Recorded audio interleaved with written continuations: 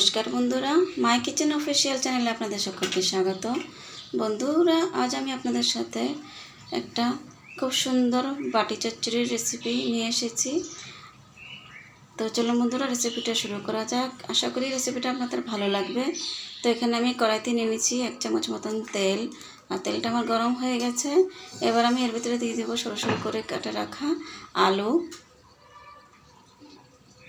আলুটাকে আমি লম্বা লম্বা করে পাতলা পাতলা করে কেটে নিয়েছি। এবার আলুটাকে আমি ভাজা করব লো ফ্লেমে।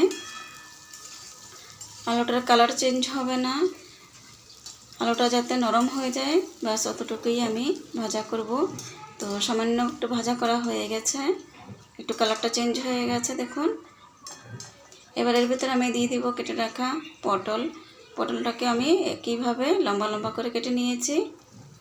পটলটাকেও দিয়ে দিব সেম একইভাবে আলুর সাথে ভাজা করে নেব, যাতে সবজিগুলো একটু নরম হয়ে যায়। কালার চেঞ্জ করতে হবে না, জাস্ট নরম করে নিতে হবে। আর তাড়াতাড়ি যাতে নরম হয়ে যায় তার জন্য তার ভিতরে দিয়ে দিলাম সামান্য একটু নুন। আবার একটু নাড়াচাড়া করে নেব। তো আমার এটা হয়ে গেছে। এবার গ্যাসের ফ্লেমটা অফ করে দেব। এখানে আমি নিয়ে নিচ্ছি একটি বাটি। এবার বাটির ভিতরে আমি নিয়ে নেব অল্প কুচনো পেঁয়াজটা আমি নিয়ে নিলাম।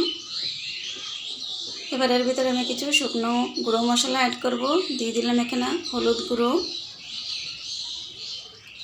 কাশ্মীরি লাল লঙ্কা গুঁড়ো, জিরে গুঁড়ো, ধনে গুঁড়ো। সমস্ত মশলাগুলো আমি 8 চামচ করে দিয়েছি। আর এখানে আমি দিয়েছি গরম মশলা। আপনাদের কাছে ধনেপাতা থাকলে দিয়ে দেবেন, খুবই সুন্দর একটা সেন্ট হয়। আর এখানে আমি নিয়ে নিয়েছি কালো সরষে আর কাঁচা লঙ্কা, দুটোকে আমি পেস্ট করে নিয়েছিলাম।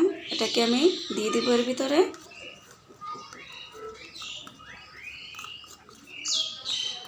তো দেওয়া হয়ে গেছে। দিয়ে ভালো করে সমস্ত জিনিসগুলিকে ভালো করে মিশিয়ে নেব।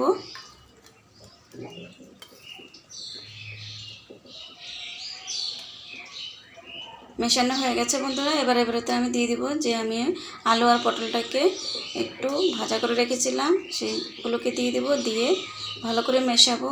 খুবই সিম্পল, খুবই টেস্টি একটা রেসিপি বন্ধুরা, আপনারা অবশ্যই ট্রাই করবেন। দিয়ে দিলাম সামান্য একটু নুন, কেননা আমি আলু আর পটলে তো অল্প নুন দিয়েছিলাম, তো স্বাদ মতো অল্প একটু আরও নুন দিয়ে দিলাম। দিয়ে সমস্ত উপকরণগুলোকে ভালো করে মিশিয়ে নেব।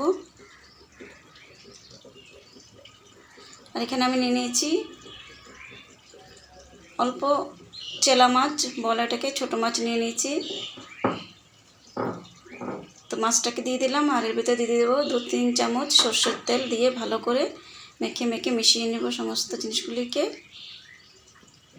এবার প্রসেসটা আমাকে হাত দিয়েই করতে হবে, যে ভালো করে মেখে নিচ্ছি।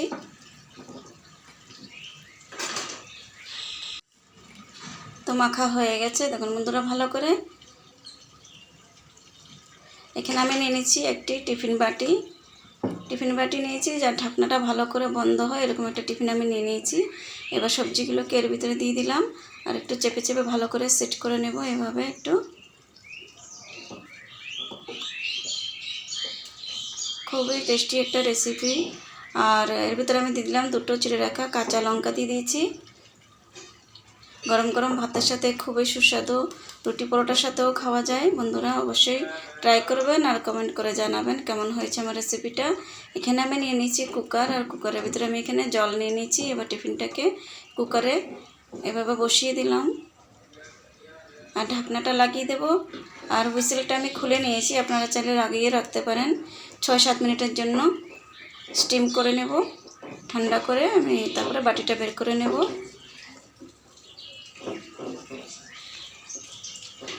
বন্ধুরা আমার রেসিপিগুলি ভালো লাগলে আমার চ্যানেলটাকে সাবস্ক্রাইব করবেন, অবশ্যই আমাকে সাপোর্ট করবেন, পাশে থাকবেন বন্ধুরা। আর এই যে দেখুন আমি বাটিটাকে ঠান্ডা করে বের করে নিয়েছি। কত সুন্দর রেসিপিটা আমার তৈরি হয়েছে। দেখা হচ্ছে নেক্সট রেসিপির সাথে। Bye bye.